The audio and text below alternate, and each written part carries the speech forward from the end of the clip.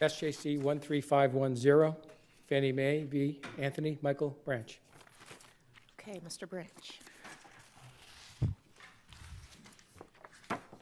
Good morning, Your Honors, and if it pleases the court, I want to begin my argument around the off-record assignment that appears on the record in my appendix and in the appellee brief. On August 7th of 2009, Pentagon Federal Credit Union sent me a notification that Fannie Mae had purchased both my note and my mortgage. I relied on that representation from them. PenFed remained the servicer of my account. This document, undocumented foreclosures were rejected under the Albanese case law. What I'm suggesting to this court today is that the wrong party foreclosed, that that Fannie Mae actually remained owner of both the mortgage and note since 2009. In fact, Fannie Mae, when responding to my discovery requests in the interrogatories, indicated that they in fact had owned it since the inception of the loan. And I believe you can find that at Record Appendix 125 at 7. I'm confused. How could Fannie Mae have the loan? I thought you borrowed from Pentagon, right, or whatever they're Yes. called. So at the inception loan, you must have been Pentagon at the inception loan, right? Thank you, Justice. Justice, that's my point. On August 7th, Fannie Mae purchased both my note and my mortgage. They sent me notification of that. So I see them as the party that should have brought this foreclosure. PenFed took payments, et cetera, but they were not the mortgage and note holder, which contradicts their presentation in the record. Mr. Branch, can you please identify the best, this is obviously a really big record with many years of litigation. Yes. Could you identify your best record references for the point that you just made that that Fannie Mae, that at the time of the foreclosure, PenFed was not the note holder? Yes, Justice, thank you for that. I'm referencing Record of Appendix 125, noted 7, and I also have within my appendix, whereas the vice president of Fannie Mae in another case indicated that it is their public policy that the note and the mortgage are always, that they purchase them in unity and they are never separated. And that has been my concern from the offset, that the wrong party actually foreclosed. I considered it, Sorry, can we just go back? I appreciate the additional references, but focusing on your case and your mortgage. Yes. So I just want to, I've turned to the page that of your record that you referenced. Mm-hmm. I think it's really important, so it goes to the heart of one of your arguments, so I'd just like to go over it. Thank you. So you've referenced an interrogatory answer. Mm-hmm. Yes. And I'm just looking at this, just this one page, but I take it these are interrogatory answers from Fannie Mae, or from whom? From what I sent to Fannie Mae as my discovery, from Fannie Mae. So this is, whose answer is this when it says interrogatory number 7, and then answer number 7? Whose answer is it? It would be Fannie Mae's answer. That's okay, thank you. I just wanted to confirm that. So Fannie Mae is saying in this interrogatory answer, Fannie Mae was the investor on the loan since its inception and became the owner of the property following an assignment of Pentagon's high bid. So that was years later. Correct. Fannie Mae further refers to and incorporates the copy of the original note, the mortgage, et cetera, et cetera, et cetera. Fannie Mae objects to the balance of this interrogatory, and there's a bunch of objections, and then some cases about the objections. So what do you interpret in this answer number 7 as saying that Fannie Mae was the note holder? Thank you, Justice. What Fannie Mae said in that particular, what Fannie Mae said in that particular interrogatory is consistent with the notification that they sent me, that they were in fact the owner of the mortgage and note. I requested that letter during discovery and was unable to get it. So for me, that's consistent with what I've been saying all along. So the best evidence that you're aware of, although it's not in our record, is a letter to you saying that Fannie Mae was now the note holder, but that letter is not in the record before this court. You are absolutely correct. Okay, thank you for clarifying. I really appreciate it. Thank you. Again, my position in response to that, my affidavit in response to the summary process action was in fact that I received that notification and that at the offset of this case that the foreclosure again was by the wrong party. And then we get to the... Can I ask you a consequence of the appeals court? The appeals court decision says the case is moot. What happens then? Are you paying use and occupancy at that point? And then it stops? What happens? The appeals court, I don't understand how the case can be moot, but the appeals court says it's moot. What happens then? Do you stop doing something? Or were you paying use and occupancy at that point? What happens when they do that? They vacated the use and occupancy pending Mr. Cardoso. Before the appeals court issues its decision, you're paying use and occupancy? I am, Were you sir. Supposed to paying it? Yes, sir. And you were paying it? Yes, sir. And then when they issued the decision, you stopped paying it? Yes, sir. Okay, because I'm going to ask the same question to both of those parties, because my own sense is I have no understanding how this could be moot. Yes. But I also want to understand the consequences of it, because it seems to me, particularly if that's exactly the consequence, that use and occupancy stops being paid, it seems like the case is clearly not moot. So Justice, if I can address that for a 1 minute or two. So the use and occupancy order was actually vacated by the appeals court at the request of Fannie Mae. My position has always been that if the order was vacated, there's nothing in law that allowed Cardoso to resurrect that without his own summary process case. So I've always taken the issue that if the plaintiff has vacated that order, for whatever reason they did it, nonetheless, it's an order of the court that has been vacated. I understand that there was, the appeals court had suggested after Mr. Cardoso had made the argument that they can revisit that issue in the housing court. But I highly objected to that, again, because I couldn't figure out how you can resurrect something that's vacated. So if he's standing in the shoes of the plaintiff has already made a legal decision. Maybe why the appeals court decision is wrong, that they shouldn't have said it's moot, which results in the vacating of that and forcing him to have to go get a use and occupancy. That's why it's not moot. Yeah, right. So Justice, this was the first panel. Yes. This was a single justice in the appeals court that had initially vacated the use and occupancy order. Yeah, but that's two single justices, right? Then there's a subsequent single justice, right, that has a imposes a use and occupancy. He just lowers it to $500, right? Correct. Right, and then Fannie Mae comes back in and vacates the $500. So Was there ever a use and occupancy order in favor of Mr. Cardoso? No. No, okay. And when going back to your first argument, is it that is it Pentagon?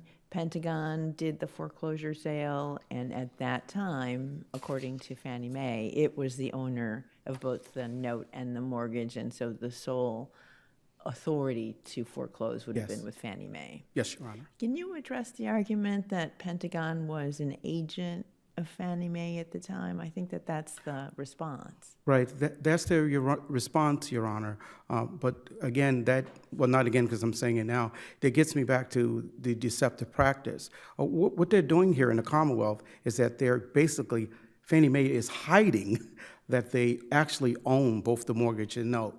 And that could be for various reasons. They're a very large semi-private corporation. But nonetheless, it is in the record that this is their policy. Yes, I see that. A couple of attorneys have sworn to some affidavits, but that also brings us back to the issue of genuine material facts, where I'm coming in with an affidavit saying, hey, I had this notice here telling me that you guys don't own the mortgage and the note, and they're coming as members of the bar saying he's wrong. So I think there's an inherent conflict in what has occurred here, causing me to, putting these objections and suggesting that a jury should have made the decisions. Excuse me, Mr. Branch, can we just go backwards in time a moment? Because Sure. I'm not sure if you misspoke. I just wanted to make sure we're all clear. So attached to your brief is an order of the housing court, starting in your addendum.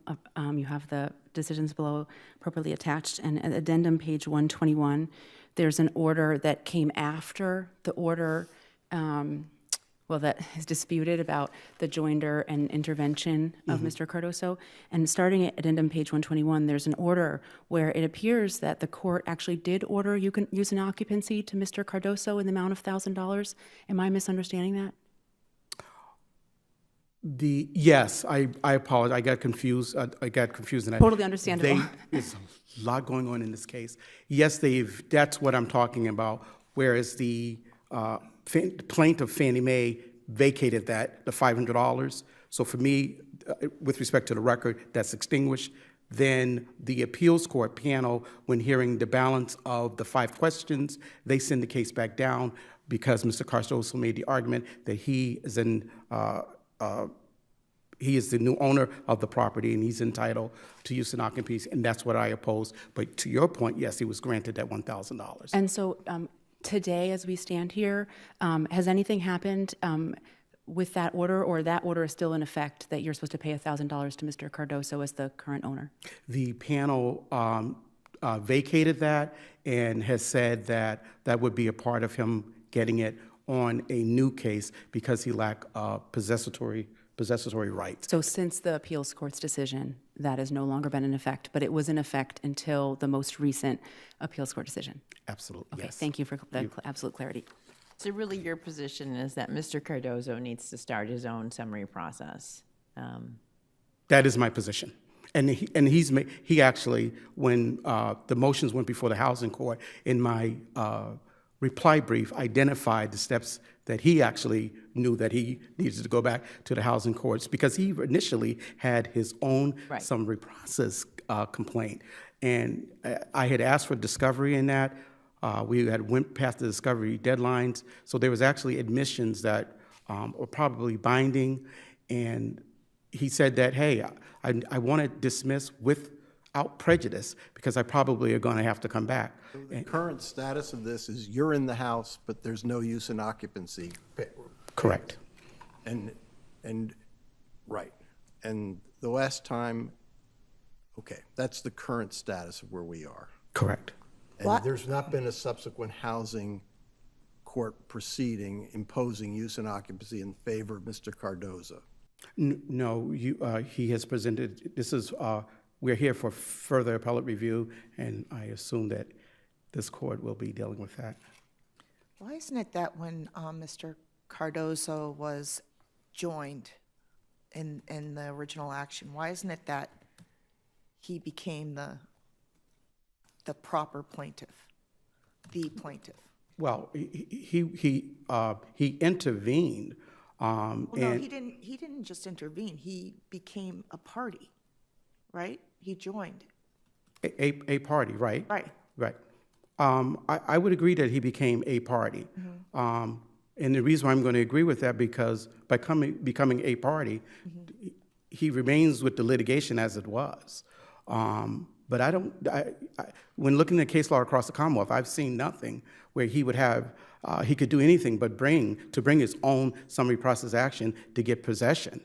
As a matter of fact, I think the housing court in their ruling kind of indicated that we're going to preserve Mr. Branch's rights, Reverend Branch's rights are preserved in order for him to come back to challenge Mr. Cardoso seeking possession. Well, what the court did was, because the court wouldn't let Fannie Mae out of the case, the court preserved your claims against Fannie Mae, right? Because you had filed claims against Fannie Mae, or sorry, yes, against Fannie Mae, correct? Or think you'd the- filed counterclaims, correct? I did, but I think the order with respect to Cardoso's intervention and the use and occupancy was really specific that Reverend Branch would be allowed to challenge Mr. Cardoso's possession. And this is why it gets a little muddy and a bit confusing. That's what we have in front of us, right? Though we have those issues in front of us, right? Because your arguments with respect to Mr. Well, here's a question for you. Are your arguments about possession with respect to Mr. Branch really any different than, sorry, with respect to Mr. Cardoso, really any different than your arguments with possession against the case, in the case earlier? Because it's all about whether the foreclosure, which happened years ago, was lawful, right? Correct. So, in other words, on those issues, Mr. Cardoso is really stepping into the shoes of the prior owner, correct? I would have to say yes. And the court under Rule 25, the court didn't just allow intervention under Rule 24, but also allowed joinder and substitution under Rule 25, and we have a little bit of a fight about that. Do you want to comment on whether you see a difference between the court merely allowing Mr. Cardoso to join versus allowing Mr. Cardoso to be substituted under Rule 25? My familiarity with Rule 25 is at minimum, but I would say this. When I looked at the distinction between the two, I think that Mr. Cardoso trying to collapse them into one, it looked to be very concerning. But more importantly to that, there was a specific motion that asked for the amendment of the order of possession of judgment. So Cardoso never returned back to the Housing Court Justice and said, Justice Sheridan, you know, we missed something here. You didn't amend this, so I'll be able to get a judgment. So that was his specific choice not to do that. In addition to that, let me also say, so this case not only has some significant procedural issues, but there was an appeal to the single justice when the initial motions to join and substitute. When the Judge Sheridan initially denied him, he did go to the single justice of the appeals court, and the single justice of the appeals court said this is not the avenue. This is a part of you filing a full appeal. He didn't do that. My concern with the panel when they made the decision to allow him to go back, that somehow got missed. So procedurally, it looked like he was barred from doing anything else. But somehow he got back without, because that was not on the record? Sorry, Is that this? that's me. Oh. No, Justice, that's why mine goes off for my diabetes, so I'm sorry about that, too. So because he did not appeal it from the appeals court, I thought that it would be a bar from him to continue on. And this is what happens. There was not enough information before the panel that said, okay, I'm going to send this back down to the housing court to see if you're able to get use and occupancy, intervention, and substitution. But it got back down to the housing court. Then you have that motion before the housing court. Cardoso makes the argument with respect to the FRA that, well, the Justice of the Appeals Court is saying you didn't get the specific order that gives you possessory rights. And that is absolutely true. The Housing Court Justice never amended the judgment. Now, with respect to... Sorry. Yes. Let me just, because you're 3 minutes over, I'm just going to make sure that we don't have any, no, this happens, it goes by like that. So, does anybody have any other questions for Mr. Branch? I assume everything else is in your brief? Yes, it is. Okay. I'm done. Thank you very much. Thank you, Your Honors. I'll rely on my brief. Thank you. Yep. Okay, Attorney Stammen? Good morning. May it please the court, I represent Roberto Pino Cardozo, who intervened and was substituted as plaintiff in this action in the housing court upon the direction of the appeals court after he had intervened in an appeal that Mr. Branch had filed relative to use and occupancy payments. The docket, admittedly in the housing court, does not specifically make an entry where Mr. Cardozo is is substituted as plaintiff. However, his motion to be substituted as plaintiff, because he is the current owner of the property, was allowed. The fact that Mr. Cardozo appropriately steps into the shoes of Fannie Mae was then affirmed by the housing court when the housing court awarded Mr. Cardozo use and occupancy payments of $1,000 a month. And that affirmation was affirmed by a single justice of the appeals court. Does Mr. Cardozo step into the shoes of Fannie Mae for all purposes, including the counterclaims?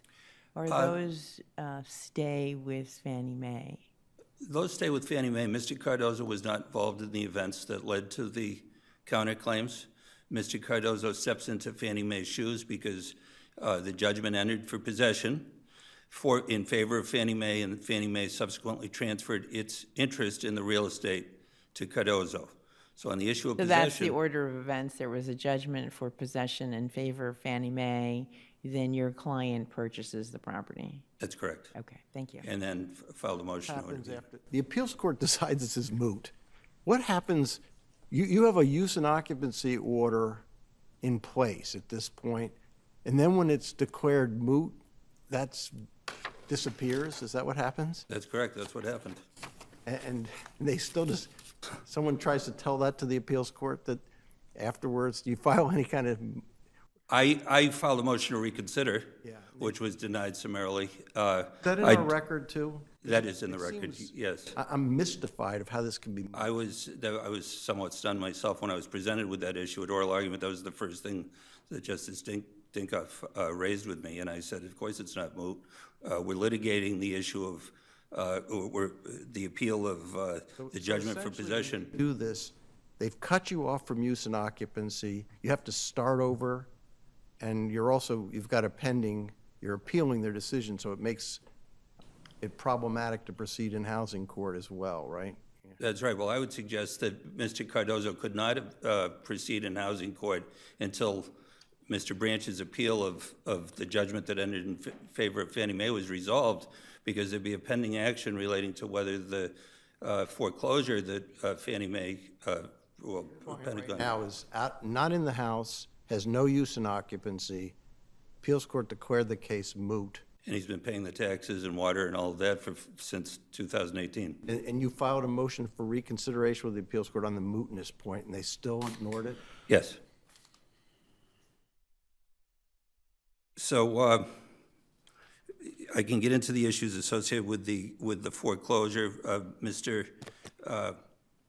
Branch suggests that there is something untoward about the fact that Pentagon brought this foreclosure under Eaton. That's clearly permissible. The appropriate affidavits were filed under. I understand you're not in the Pinty strict compliance era. The notice that was sent satisfies the substantial compliance. How does that? There were 3 notices sent. 2 of them satisfied the strict compliance. And is, again, this is not an area where I remember these cases unless I read them over and over again. If you send a subsequent notice that is strictly in compliance, you've satisfied even Pinty, or There was a 150-day notice to cure sent under 24435A, which isn't subject to Pinty analysis. After that, 2 notices of default, which Pinty applies to, were sent, which strictly comply in Excuse accordance me, I with think- Pinty, not that they would have to. Counsel, wasn't the order actually the opposite? So there were 2 notices of default sent, and I think, I'm going to mash up the years, but in 2013, I believe. And That's correct. and there I are apologize, two- right. Two default notices, and at least one of them, I think that Mr. Branch argues that one of them was strictly complied with Pinty, and the other one does not. One of them strictly complied with Pinty, he even concedes. But then a year later, they send another notice, which I think has it's fair to say, has some of the defects identified in Pinty, that it doesn't say that he has to positively initiate litigation in order to fight the disclosure, was because of the way that our system is here in Massachusetts. Can you address, is there a problem with the fact that even though there was a Pinty, assuming that Pinty applies, which does not apply retroactively under our case law. If you've argued that in any case, it's fine. So can you address the subsequent notice that I think you're not even now trying to claim is PINTI compliant? Can you address whether that's a problem? What notice is a notice of right to cure under the provisions of 24435A. It's not a notice of default. They're different notices. But it talks to the person who receives the notice about their options, correct? To avoid foreclosure? I think it gives them a right to cure of 150 days, nothing more. The final, It's not a notice of default or foreclosure. well, let's look. It's a statutory notice. Totally understood that it's a statutory notice. Hold on, I'm trying to pull up the notice because I think it's a little important, potentially.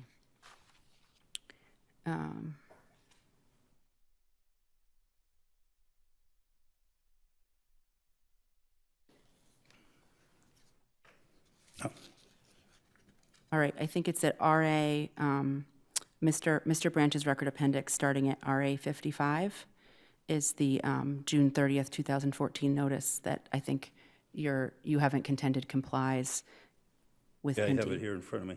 And then on RA 57, the final page of the notice says, please consider, you can contact the homeownership preservation people, you can contact the Division of Banks, you can still avoid foreclosure by paying the total before a sale. Depending on the terms, there can be other ways to avoid foreclosure, such as selling your property, refinancing, or voluntarily transferring ownership. And then there's a big bold paragraph, if you do not pay the total past due amount and any additional payments, you may be evicted from your home after a foreclosure sale. Sorry, you get the general idea? Yes, I do. There's nothing in this notice that negates what was in the prior notices of default. Those are PINTI compliant. They didn't have to be, but they were. And this notice is a notice served under statute that doesn't negate anything that was in the prior notices. So you would concede that this is not substantially compliant, even if strict compliance is not required with?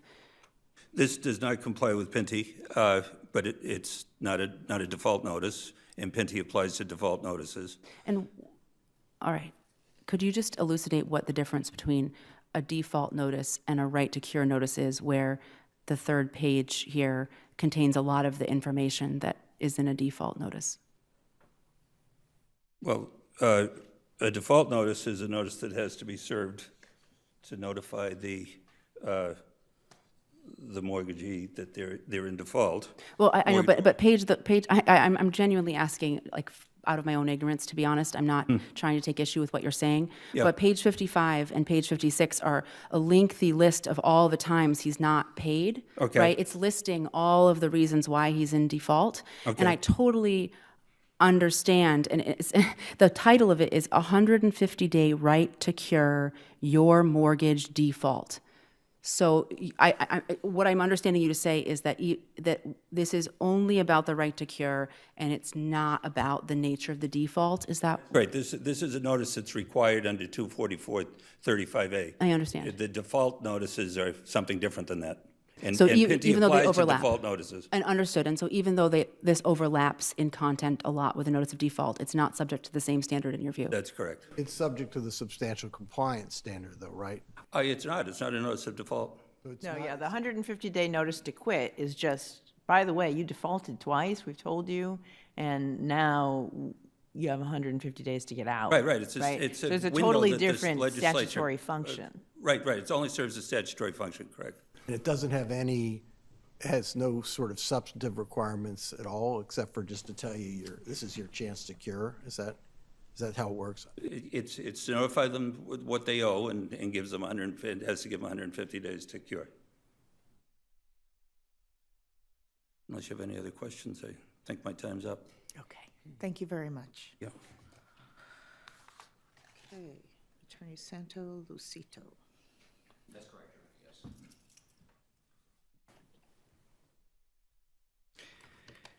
And, sorry. Good morning, Your Honors, and may it please the Court. Thomas Santalicito for Federal National Mortgage Association, better known as Fannie Mae. Fannie Mae participates in this appeal for the sole purpose of requesting that the court affirm the housing court's decision dismissing Reverend Branch's counterclaims against it. Before you go there, though, you're affected by this mootness order. Tell me why. Is the mootness order, is the case moot regarding to you, or it's not even moot in regards to you, right? I don't, not at this stage, Your Honor. Obviously, we have these counterclaims still pending against my client. That's my client's sole reason for participating in the case. Had the counterclaims not been present, it would have been When the appeals court declares the case moot, what do you do? Do you say it's not moot, or what do you do? My argument, Your Honor, has been that the possession issue is moot as to Fannie Mae. Fannie Mae doesn't own this property anymore and doesn't have the right to seek possession. So as to Fannie Mae specifically, the issue of whether it is entitled to possession, it's moot. It's not entitled to possession. But the case is like sort of Correct. The case is still lingering. lingering. The counterclaims against you are still present, although they dismissed them. At the same time, Mr. Cardozo can't collect any use and occupancy. Did you, when he filed a motion to reconsider, did you weigh in on this at all, too? No, Your Honor, no. At that point, you had won. Yes. Right. The appeals court had affirmed the... At some point, you got to stop winning. Yeah. So that's why you didn't reconsider. So if the appeals court decision stayed as is, for Fannie Mae's purposes, you're fine, right? Because it affirmed the dismissal of the counterclaims. Absolutely, Your Honor, correct. Can I ask a question that admittedly may verge beyond the record somewhat, but there's a discussion about the lack of a judgment specifically naming Mr. Cardoso, right? The Rule 25 motion was granted, but... That's correct, Your Honor. The Rule 25 motion and the sale of the property happened post-judgment. Understood. So after the housing court had awarded possession and dismissed the counterclaims, Fannie Mae then sold the property to Mr. Cardoso, who looked to intervene at that point. So your analysis is correct. So is there significance where a Rule 25 motion has been granted? Is there significance to whether or not the underlying judgment that already existed names the new person with respect to whom the Rule 25 motion was granted? I'm not sure, Your Honor. Obviously, the housing court did not substitute Mr. Cardoso. He's not named in the judgment itself, but the case had been on appeal at that time. So Mr. Cardoso had intervened, had been substituted as essentially a co-plaintiff in the case, even though my client was no longer seeking possession at that point. And again, back to my original statement, Fannie Mae's sole interest in the litigation is these counterclaims. Once these counterclaims have been resolved, assuming they're resolved in my client's favor, then that facilitates its exit from the litigation, and the parties can continue to argue the issue of possession, assuming that there's still any issue to be litigated at that Can I point. ask you what the significance is of the quitclaim deed that your client assigned to Mr. Cardoso? Isn't that, as I understand it, what Fannie Mae is doing is saying, whatever rights we have in this property, we now bequeath to you, Mr. Cardoso. Absolutely, Your Honor. And one of those rights that Fannie Mae had in this property was the right to possession. Isn't that correct? At Absolutely. that time? Okay. Yes, Your Honor. So I'm quickly running out of time, but to address the counterclaims as briefly as I can, most of Reverend Branch's counterclaims against Fannie Mae arise from this agreement that arose in the context of the bankruptcy court. Page 52 of the record appendix shows an order from the bankruptcy court indicating that there had been an agreement reached on the record between Mr. Branch and the bankruptcy trustee, by which the trustee had agreed to abandon the property, which would allow Reverend Branch to sell it. Pentagon, the holder of the mortgage at the time, agreed merely to withdraw its motion for relief from stay. There's nothing in the summary judgment record that could cause or could have caused the court to conclude that any agreement had been made to forbear from foreclosing once that bankruptcy case had been dismissed and once the automatic stay had been removed. Nothing in this record which talks about this is subject to his divorce action. That's correct, Your Honor. My client filed an affidavit stating that its understanding of that agreement was that the property would be marketed for sale immediately. Reverend Branch filed an affidavit stating that his understanding was that he was unable to sell it due to a pending divorce, irrespective of the timing. There was never an agreement by which Pentagon agreed to not foreclose the mortgage once that bankruptcy impediment, once that automatic stay had been resolved and had been vacated. I see my time is running down, so I'd welcome any other questions the court may have. Otherwise, I'm happy to rest on my brief.